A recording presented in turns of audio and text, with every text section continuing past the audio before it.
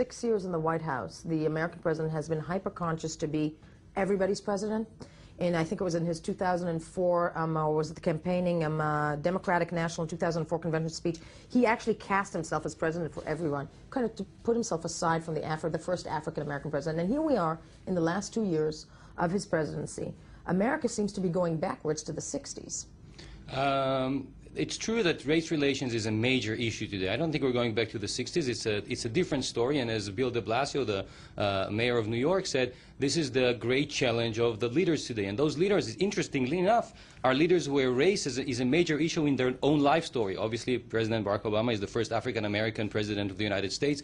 Bill de Blasio himself is married to an African woman, and his son, an African-American teenager, was a major figure in his campaign. This is a major challenge, and the challenge is not just because of those specific stories of the Garner story in New York or the story from Ferguson, but the fact is that the statistics are very clear. The case, just three very short statistics. The chance of an African-American child, my children's age today, when he is born, is 3 times as large to serve time, to be incarcerated, than a white boy.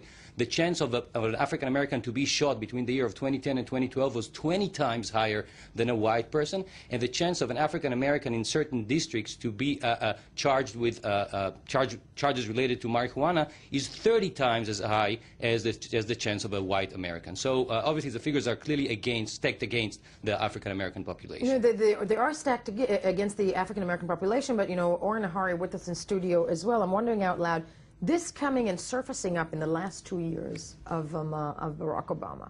I mean, this is a man who's actually fighting for a legacy. It's not going so well, if we can be honest about that. Is this surfacing more, do you think, because of his racial background, because him being the African-American president? Because we're hearing a lot of condemnation. Giuliani, for example, said that the killing of the cops in New York City is a direct result of President Obama's policies. Yes, he would say it, won't he? Now, not everything in the world, or in the United States even, is about Barack Obama. We have to remember that there are the figures that Dr. Sommer mentioned, and rightfully so. And we've got a police force who's more and more militarized, who's using more and more weapons, heavy weapons. Which many can say is actually in New York a direct result of Giuliani's years. Exactly. Yeah. And we've got a police force who's basically and obviously is for law and order, more, let's say, more Republican, less concerned with the civil rights issues. They have to clear the crime of the streets. And of course, America, as we know, there is crime, not as much as we think there is because of Hollywood, but there is crime, and there are people there who can march into every supermarket and buy Kalashnikovs. Right. And what have you. Now, the point is that this thing happened, and we didn't show the item where we see the policeman turning their back on Bill de Blasio. On Bill de Blasio, and they're saying he's the one who sent them. He didn't send them, and I cannot see that once you're criticizing the police force, it means that you are telling some hoodlum in Baltimore go and kill cops. It's problematic. It's problematic. You cannot on the other hand give automatic backing to a police force that's killing people on the streets without having to resort to that. To resort to that, or without, and most of them being unarmed. But looking at, you know, Dr. Sommer, speaking of President Obama's legacy, as we mentioned, these are the last 2 years of his presidency.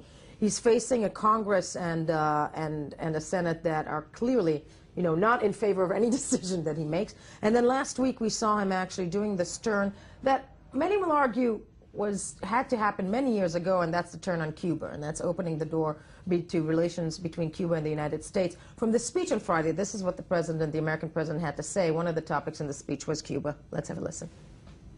I share the concerns of dissidents there and human rights activists that, you know, this is still a regime that represses its people.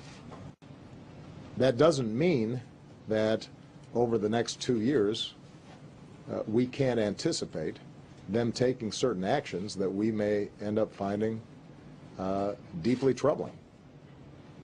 And that could put significant strains on the relationship. And again, Dr. Sommer, I'm wondering with you out loud, I think all of us will agree that the Cuba-U.S. relations is something that could have been resolved in the last 10 years. You know, it took an American president to do that.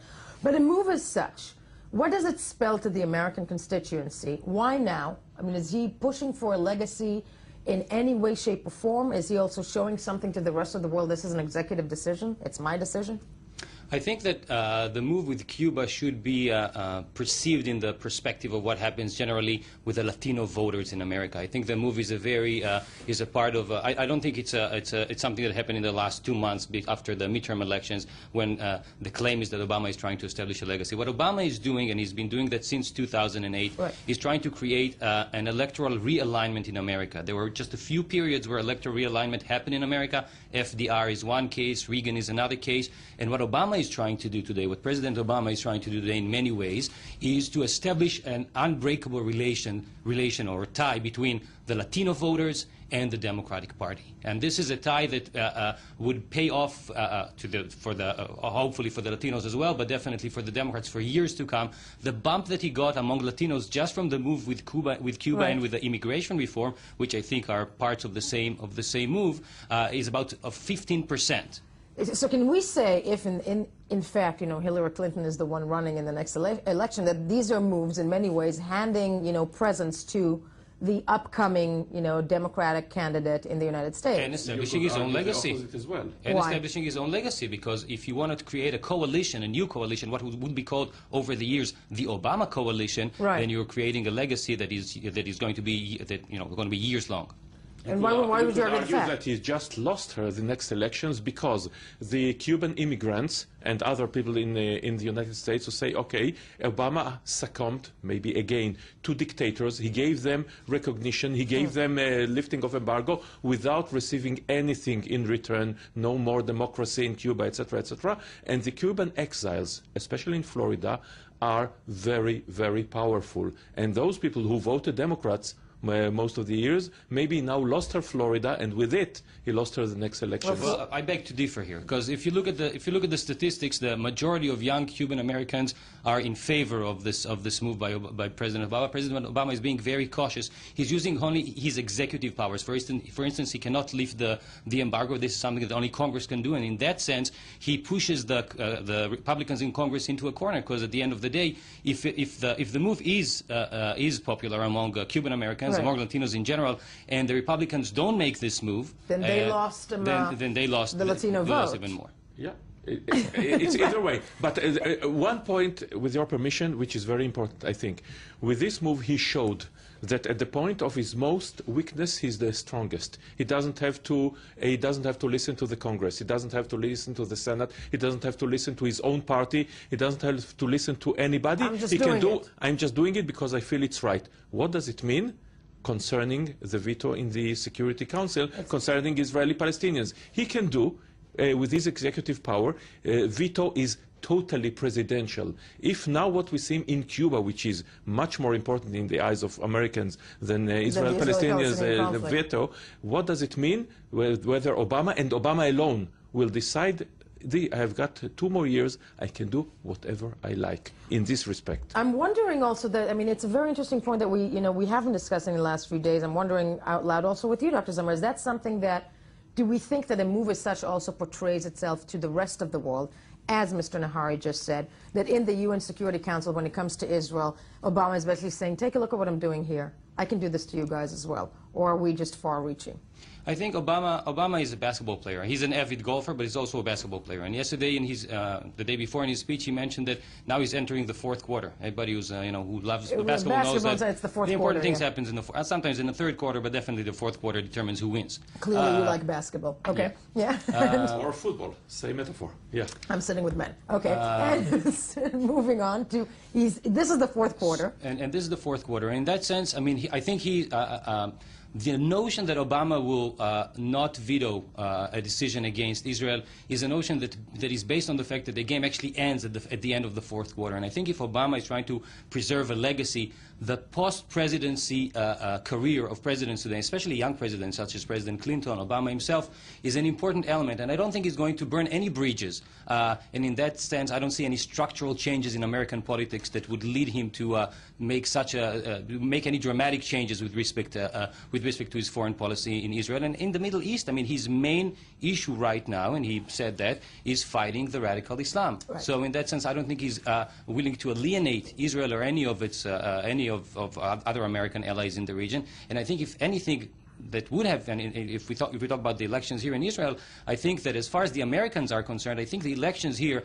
are, to a large extent, whether Israel is going to go in the direction of a more nationalist, isolationist direction, or is going to go in a direction of the Obama direction, which is creating a liberal perspective of the world, where the world is based on coalitions. And even in the Middle East, Israel has some potential for coalitions with strategic alliances with various countries. My point is, I agree with Dr. Sommer, but 2 years ago, 4 years ago, 10 years ago, there wouldn't have been any discussion. It would have been clear-cut that a decision coming to the UN, there is an American veto. Today, there is a doubt. No, and I think that's one of the interesting things, not putting aside the speech of Obama on Friday, that move with Cuba and all his moves, and that's exactly it. There's a doubt, is the United States aligning itself with Israel? I tend to agree with you, Dr. Sommer, that it probably will. But the fact that there's a doubt about it is, is the interesting bit. And just one little point. I think Cuba was a low-hanging fruit for Obama. It was something that was in the cards for a few years. You said it yourself, for a decade or so. It's ridiculous to think that Americans were still concerned about, the dictator in Cuba. I'm wondering out loud. Well, first and foremost, it's the humiliation, the pay of pigs, and then, of course, the Cuban Missile Crisis. Right. And from then on... It's 50 years. It's 50 years, but we have to remember as well that Fidel Castro is an interesting figure, the cigars, the bird, Che Guevara, what have you, but it was and still is a dictatorship on its border that humiliated the United States twice in a part of a couple of years, right. And from then on it's cemented until these days. And but maybe it took also the change between Fidel and Raúl Castro that the United States can do this. I think in a broader perspective, if you look at the geopolitical changes, I think that Cuba is just one part of the general Obama strategy, where you look, and the Putin case wasn't really discussed extensively in the news conference, but obviously it's between the lines, right. If it's not talked about explicitly. And I think if you look at Obama's foreign policy, where it takes patience, it takes time. If you mentioned Giuliani earlier, Giuliani yes. has all sorts of criticism. One of the criticism was that President Putin is a real man, he's a real leader. This is Giuliani's words, and we see that 9 months later, things look a little different. And in right. that sense, and Cuba in many ways is the same way. Cuba was supported by Venezuela. Venezuela, just like Iran, just like Russia, are hurt by the plummeting oil prices. And in that sense, the 21st century politics that President Obama is trying to enhance, to sustain, seems to be paying off, at least recently. In many ways. Up to a point, he started it with, you can argue with Iran, with North Korea, to restart, a new start with the relationship. Didn't work so well there. No, we'll have to see. No, they will have to see. And speaking of, international humiliations, which are very important, I think, to the American psyche, but also